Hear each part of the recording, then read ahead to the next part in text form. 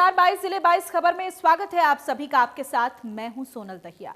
भारत बंद को किसान यूनियन ने सफल बताते हुए कहा है कि जब तक कृषि कानून रद्द नहीं होता है तब तक विरोध प्रदर्शन चलता रहेगा। उन्होंने साफ किया कि कृषि कानून रद्द करने के मुद्दे पर सिर्फ हां या ना में जवाब मांगेंगे।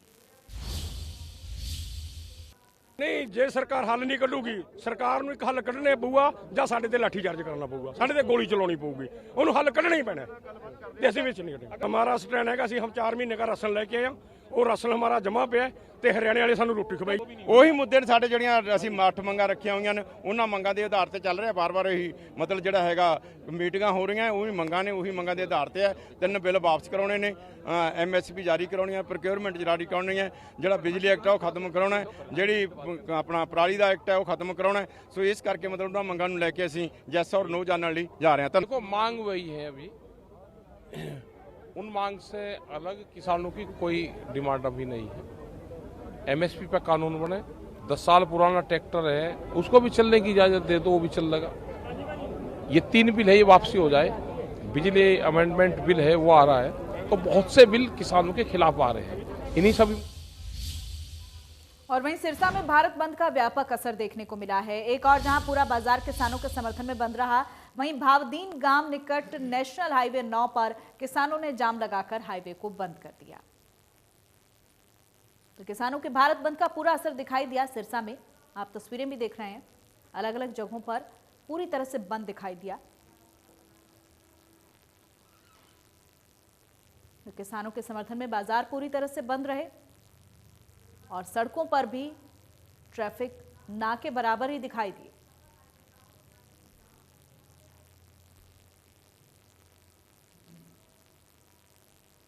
तमाम लोग किसानों के समर्थन में जुटे हुए नजर आ रहे हैं। कई जगहों पर लोग सड़क पर उतरकर नारेबाजी करते भी दिखाई दिए। बाजार भी पूरी तरीके से बंद रहे। कई जगहों पर सिंबॉलिक तौर पर भी भारत बंद का समर्थन लोगों ने किया है। सिरसा की तस्वीरें आपकी टीवी स्क्रीन पर हैं, जहां किसानों के भारत बंद का पूरा असर दिखाई दिया है। बस स्टैंड की तस्वीरें आपको हम दिखा रहे हैं, साथ ही साथ आप देख रहे हैं सड़क पर, टोल पर जहां एक लंबी लाइन रहती थी, लंबी कतार रहती थी वाहनों की, वहां पर भी वाहन जो है बहुत कम नजर आ रहे हैं। तो ऐसे में सड़कों पर भारत बंद का पूरा असर दिखाई दे रहा है। बड़ी संख्या में किसान सड़कों पर भी उतरे और आप देख सकते हैं किस तरह से हाथ में बैनर पोस्टर लेकर यहां किसानों के समर्थन में नारेबाजी करते हुए लोग दिखाई दे रहे हैं।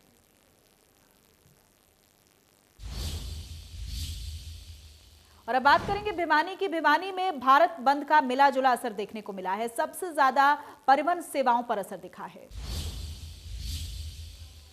किसान आंदोलन के समर्थन में प्रस्तावित भारत बंद का भिवानी में मिलाजुला असर देखने को मिला, जहां पब्लिक ट्रांसपोर्ट यानी राज्य परिवहन की बस सेवा अधिकांशतः प्रभावित रही। वहीं दूसरी तरफ अगर बात करें, बाजार भी कुछ समय के लिए बंद हुए। आंशिक तौर पर बाजारों को बंद किया गया, उसके बाद दुकानें खोल दी गई थी। राज्य परिवहन की बस सेवा सुबह 4 बजे शुरू हुई थी।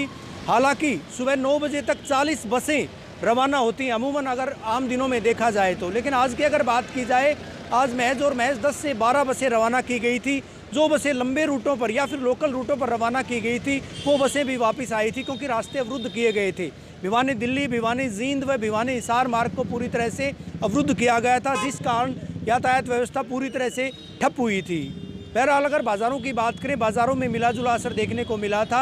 कुछ समय के लिए बाज़ार बंद हुए थे। मंडी पूरी तरह से, अनाज मंडी की अगर बात की जाए, आढ़तियों व व्यापारियों के द्वारा अनाज मंडी को पूरी तरह से बंद कर धरना दिया गया था।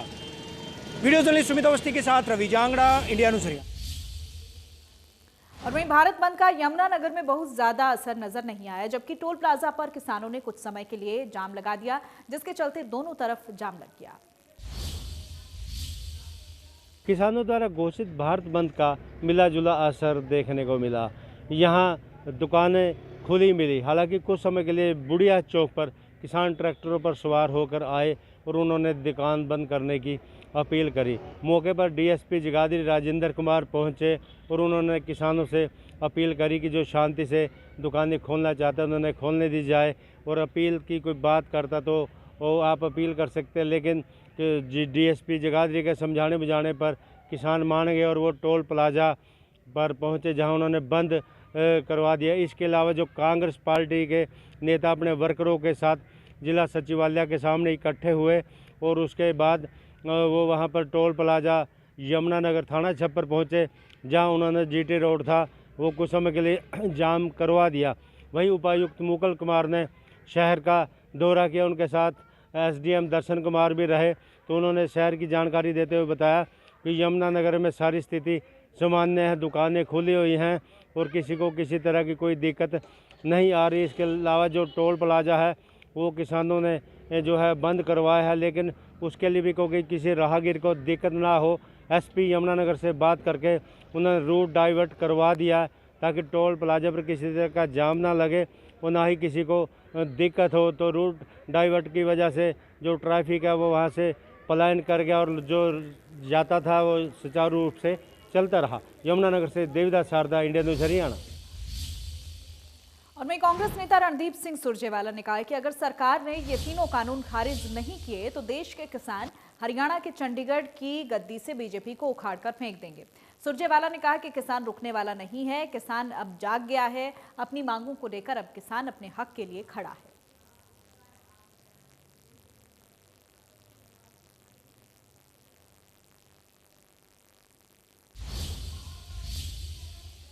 और पलवल में नेशनल बॉक्सर प्रियंका तेवतिया ने किसानों का समर्थन किया है। दर्जनों गांव वालों के साथ प्रियंका धरना स्थल पर पहुंची और किसानों को समर्थन देने का वायदा किया। पलवल में कांग्रेस नेता करण दलाल ने कहा कि बातचीत के नाम पर बीजेपी सरकार किसानों को गुमराह कर रही है, जिसके परिणाम सरकार को भुगतने हैं।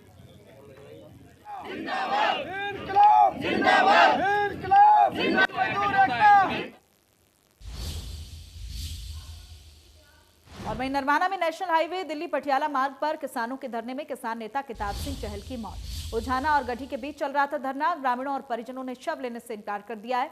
किताब सिंह को शहीद का दर्जा और परिवार में नौकरी देने की मांग की गई है। जब तक मांगे नहीं मानी जाएंगी, अंतिम संस्कार नहीं किया जाएगा। किसानों के धरने में किसान नेता की मौत की खबर मिल रही है। परिजनों की तरफ से लगातार मांग उठ रही है कि परिवार के एक जन को नौकरी दी जाए, मुआवजा दिया जाए, शहीद का दर्जा दिया जाए, उसके बाद ही शव का अंतिम संस्कार किया जाएगा। परिजनों ने शव लेने से इनकार कर दिया है।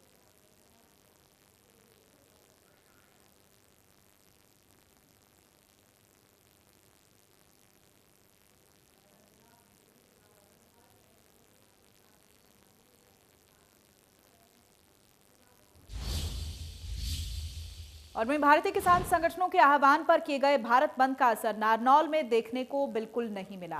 मंगलवार को आम दिनों की तरह बाजार पूरी तरह से खुला रहा।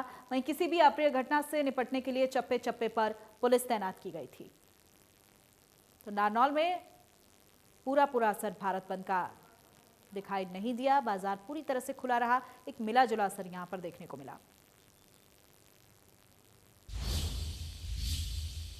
और अब बात करेंगे पानीपत की। भारत बंद का असर यहां पर देखने को मिला। व्यापारियों ने अपने प्रतिष्ठान बंद कर किसानों को प्रदर्शन किया है।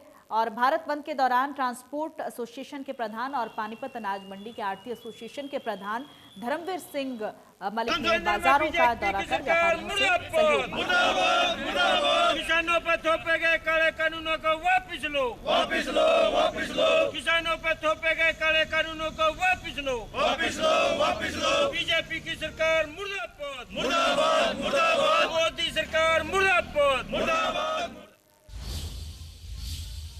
और चरखी दादरी में भारत बंद का असर दिखाई दिया। मेडिकल स्टोर, बेटा बूथ के अलावा शहर की सब्जी मंडी के जो अलग अलग दुकानें थी वो भी बंद रही।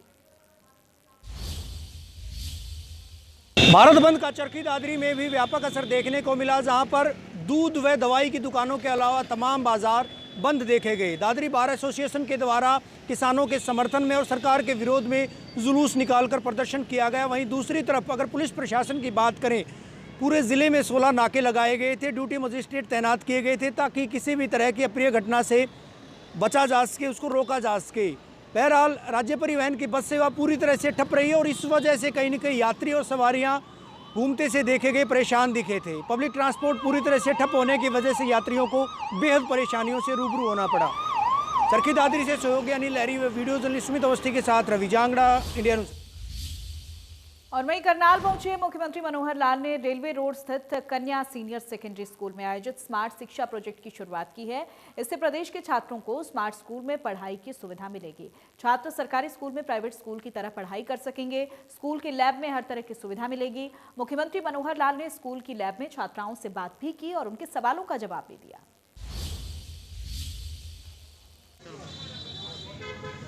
मुख्यमंत्री मनोहर लाल आज करनाल पहुंचे और सीनियर सेकेंडरी स्कूल कन्या विद्यालय में यहां पर आकर उन्होंने स्मार्ट शिक्षा प्रोजेक्ट का उद्घाटन किया और शुरुआत की।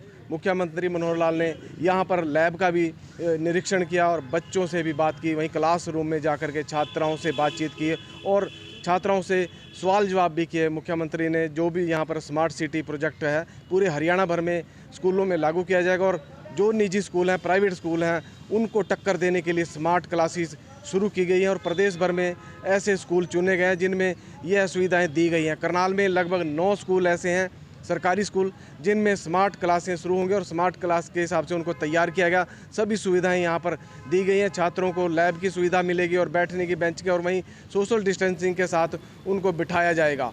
करनाल से केसी आर्य, इंडिया न्यूज़।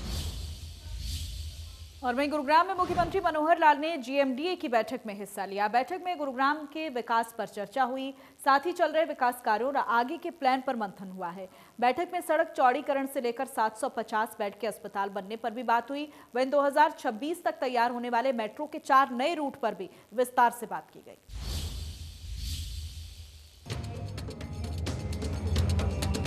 गुरुग्राम के विकास के लिए हर 6 महीने पर होने वाली जीएमडीए की बैठक में सीएम मनोहर लाल ने विस्तार से चर्चा की।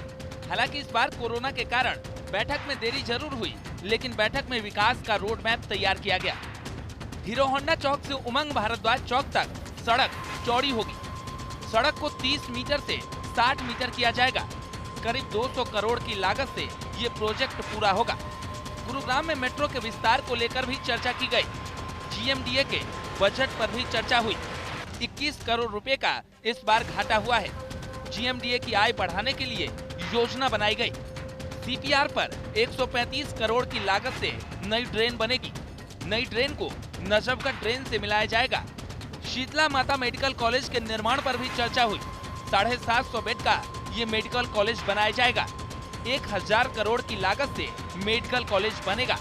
200 सिटी बस में से 40 बसें फरीदाबाद को दी जाएंगी। होंडा चौक से और उमंग भारद्वाज चौक तक जो रोड की वाइडनिंग है उसमें ये 30 मीटर से 60 मीटर होगी। लगभग 2.4 किलोमीटर का ये है। 200 करोड़ रुपए का ये प्रोजेक्ट है। एक इसके बाद बजट के ऊपर भी चर्चा हुई। इस बजट में पिछली बार जो रिसीट एंड एक्सपेंडिचर का जो लेखा जोखा वो रखा गया है, तो उसमें 202 करोड़ रुपए की इनकम हुई है जीएमडीए को। 223 करोड़ रुपए का खर्च हुआ है, तो 21 करोड़ रुपए का लॉस है जो बजट में से इसको पूरा किया जाएगा। ऐसे ही जो रेवेन्यू जनरेशन और कैसे बढ़े, क्योंकि जीएमडी का जितना रेवेन्यू बढ़ेगा उतने ही उसमें एक्सपेंडिचर आगे की योजनाओं में बढ़ने वाले हैं। तो जो स्टैम्प ड्यूटी के 2% का पैसा पहले लिया जाता था यूएलबी के द्वारा, अब उसमें से 1% जो है जीएमडीए को मिलेगा और 1% यूएलबी को मिलेगा। इसका भी बंटवारा किया है। प्रपोजल और भी है कि कुछ और टैक्सेस जितने हैं उनके ऊपर कोई सेस लगाया जाए ताकि इसमें से कुछ इनकम को बढ़ाया जाए। सीपीआर के साथ एक ड्रेन का प्रपोजल ये बना है, वो हमने नेशनल हाईवे अथॉरिटी को दिया है, तो उन्होंने स्वीकार कर लिया। उसके ऊपर भी 135 करोड़ रुपए की कॉस्ट आएगी। सीपीआर के साथ एक नई ड्रेन बनेगी जो बाद में अंत में नजफगढ़ झील के अंदर ही टर्मिनेट होगी। मेडिकल कॉलेज, शीतला माता मेडिकल कॉलेज जो योजना यहाँ बनी है उसका भी प्रपोजल उसको बनाया गया है। 650 बेड्स और प्लस 100 बेड्स होंगे किसके, ट्रॉमा के, तो ऐसे 750 बेड। और वहीं पंचकुला के हैफेड और किसान उत्पादक संगठनों के बीच सहकारिता मंत्री बनवारी लाल की मौजूदगी में एमओयू साइन हुआ। एमओयू के बाद हैफेड शहद और कई तरह के मुरब्बा अपने उपभोक्ताओं को उपलब्ध करवा सकेगा। सहकारिता मंत्री बनवारी लाल ने कहा है कि प्रदेश में इस वक्त 29 हैफेड के बिक्री केंद्र हैं और जनवरी के आखिर तक 50 नए हैफेड स्टोर खोले जाएंगे। बनवारी लाल ने कहा कि किसान हैफेड के स्टोर के जरिए अपने उत्पादन को बेच सकेगा। प्रधानमंत्री नरेंद्र मोदी की सोच है कि किसानों की आय दोगुनी की जाए। हैफेड के सभी आउटलेट को कंप्यूटराइज्ड किया जाए और अब खरीद का बिल मिलेगा।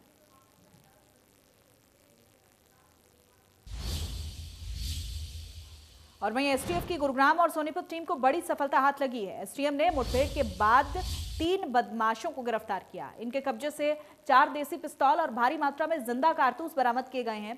टीम को गुप्त सूचना मिली थी कि कुख्यात बदमाश किसी वारदात को अंजाम देने की फिराक में घूम रहा है।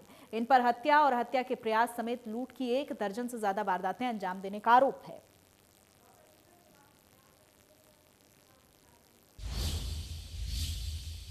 और वहीं फरीदाबाद की डबुआ कॉलोनी में रबड़ की फैक्ट्री के स्क्रैप में आग लग गई। फायर ब्रिगेड ने करीब 1 घंटे की मशक्कत के बाद आग बुझाई है।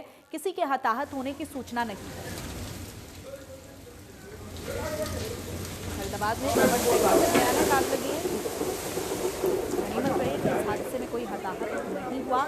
1 घंटे की मशक्कत के बाद आग पर काबू पाया। और वहीं रेवाड़ी में नाबालिग लड़की ने अपनी मां के साथ साजिश के तहत बड़ी शातिराना अंदाज में पड़ोसी के घर से लाखों रुपए के जेवरात और नकदी चोरी कर ली। शिकायत के आधार पर दोनों के खिलाफ मामला दर्ज किया गया है। पीड़ित पक्ष का कहना है कि पहले पड़ोस में रहने वाली महिला अपनी 14 वर्षीय बेटी के साथ उनके घर पर आई और फिर लड़की किसी बहाने से उनके घर आई, जिसके बाद जेवरात और नकदी गायब मिले।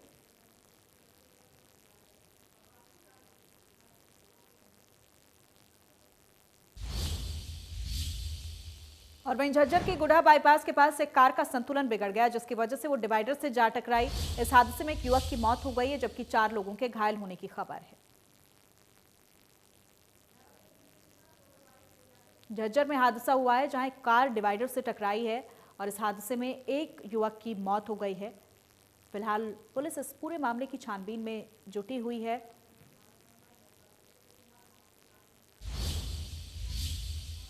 और इसी के साथ बुलेटिन में इतना ही। नमस्कार।